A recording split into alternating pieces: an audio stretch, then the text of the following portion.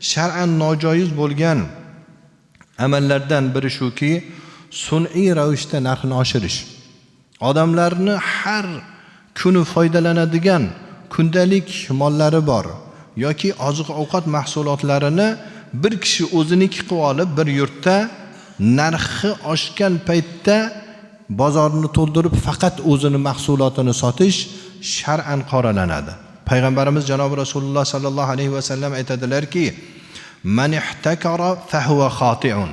Kim ihtikor qilsa, u xatokordir deganlar. Ihtikor deb shuni aytadi.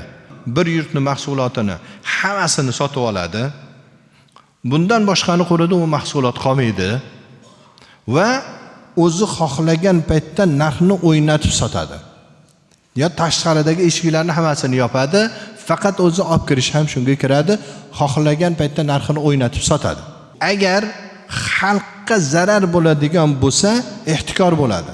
Ba'zi paytlarda xalqqa yaxshilikka xizmat qiladi, u ihtikor bo'lmaydi, undan qaytarilmagan.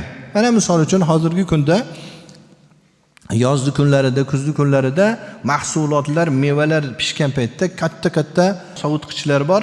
O'sha sovutqichlarga mahsulotlar kirgiziladi. Uni bitta odam qilmaydi, juda ko'pchilik qiladi. Ayni bozorda o'sha meva uzilgan paytda bozorni to'ldirishadi. Narxni qimmatlashishiga emas, arzonlashishiga sababchi bo'ladi. Bu ihtikor bo'lmaydi. Ammo narxni qimmatlashishi va xalqni qiynalishiga sababchi bo'lsa, bu ihtikor bo'ladi. Ihtikorning sababi bor. Illati shu. Ya'ni narxni oshishiga sababchi bo'lsa ihtikor bo'ladi.